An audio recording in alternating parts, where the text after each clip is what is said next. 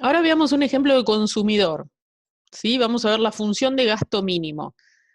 Esto en realidad es análogo a la función de costos de la firma, ¿no? La estructura matemática es exactamente igual, entonces vamos a tener resultados muy similares.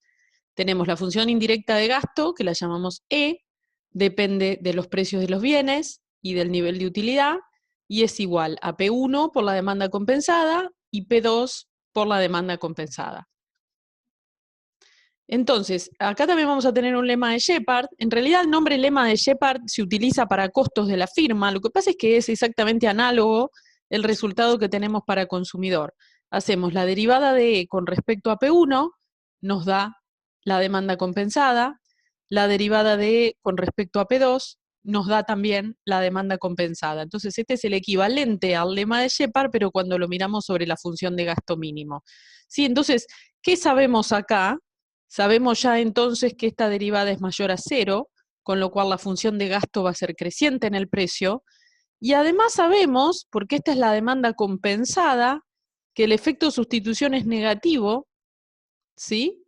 La pendiente de la demanda compensada es negativa, entonces la derivada segunda del gasto con respecto a un precio va a ser negativa. Entonces, esta va a ser una función cóncava. ¿Sí?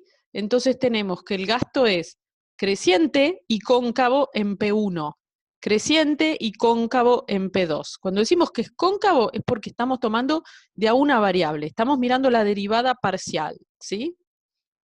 Bien, veamos un ejemplo. Tenemos un consumidor, compra 3 camisas y 10 tazas de café. El precio de la camisa aumenta en 10 pesos. ¿En cuánto aumenta su gasto mínimo? Bueno, utilicemos el lema de Shepard. Entonces tiene 3 camisas, el cambio en el precio es de 10 pesos, 3 por 10, 30. Entonces, comprar 3 camisas le sale 30 pesos más. Fíjense qué poca información que usamos acá. De hecho, las 10 tazas de café no la estamos usando esta información. Lo único que estamos usando es 3 camisas y el incremento de 10 pesos. Ni siquiera sabemos cuál es el precio inicial. Con saber el número de camisas X1 y el cambio en el precio delta P1, podemos sacar el cambio en el gasto. Entonces, este es el atractivo de usar aproximaciones con derivadas. Necesitamos muy poca información. Ahora planteémoslo como un cambio porcentual. El precio inicial de las camisas, acá necesitamos un poquitito más de información. Era 100, ¿sí? Y las camisas representaban al principio el 50% del gasto del consumidor. Ahora queremos saber en qué porcentaje aumenta el gasto del consumidor. Entonces tenemos que el cambio porcentual en el gasto es la participación de las camisas en el gasto total por el cambio porcentual en el precio. La participación de las camisas es del 50%, o sea, 0,5. La participación, acuérdense, es un número entre 0 y 1. En este caso es 0,5, la mitad del gasto. Y el precio inicial era 100 y el aumento es de 10, por lo tanto el precio está aumentando en un 10%, 0,10, multiplicamos estas dos cosas y nos queda 0,5. Entonces el gasto está aumentando en un 5%, ¿sí? El precio aumentó en un 10%, pero las camisas no son lo único que compra el consumidor, representa la mitad de su gasto, entonces el incremento en el gasto del consumidor es del 5%. Todo esto, de nuevo, es una aproximación.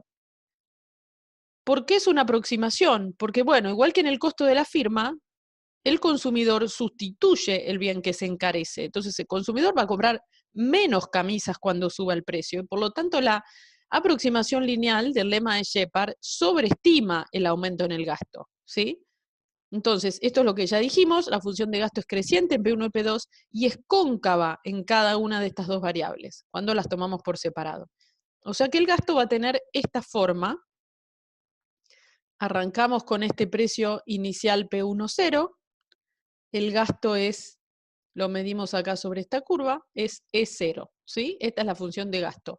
Acá lo que hacemos es variar P1, P2 y U están fijas. Ahora, el precio sube a P11. Calculamos la derivada, es tenemos acá entonces la recta tangente, esto nos da la aproximación lineal, se llama aproximación lineal porque aproximamos la función con una línea recta, tangente en el punto original. ¿Cuál es la pendiente de esta recta? Bueno, ahí recurrimos al lema de Shepard, la pendiente es x1, 0, le llamamos a la cantidad inicial, x1, 0, y si usamos esto para calcular la aproximación lineal, nos da que esto que está acá es el cambio en el gasto. Ahora, en esta aproximación lineal, lo que estamos suponiendo es que la firma sigue consumiendo X1, perdón, el consumidor sigue consumiendo X1, 0, pero en realidad va a haber un efecto sustitución. La demanda compensada tiene pendiente negativa. ¿Para qué se sustituye? Y precisamente para poder minimizar el gasto. Entonces el consumidor sustituyendo puede lograr que su gasto aumente menos, entonces va a estar en un punto por acá. Y este es el verdadero cambio en el gasto, este es el cambio exacto, mientras que este es el cambio aproximado linealmente. La aproximación lineal, entonces, sobreestima el cambio en el gasto. ¿Por qué sobreestima? Y porque esta es una función de mínimo, entonces el consumidor puede, esto es algo negativo para el consumidor lo que está pasando, el consumidor puede hacer algo mejor que simplemente venirse al punto de la aproximación lineal, en donde no hay un cambio de conducta. El consumidor sí cambia su conducta y entonces pasa a este precio que está acá. En todas estas cosas que estamos hablando, hay que tener siempre mucho cuidado. O sea, por un lado, estamos diciendo las aproximaciones lineales son válidas, es una aproximación, está bien hecha, tenemos el lema de Hotelling, tenemos el lema de Shepard, pero tenemos que recordar que son aproximaciones. Estas aproximaciones suponen siempre que el comportamiento está fijo, no se está moviendo. Para un cambio pequeño en las variables exógenas, la aproximación puede ser buena. Para un cambio un poco más grande en las variables exógenas, la aproximación puede ser mala.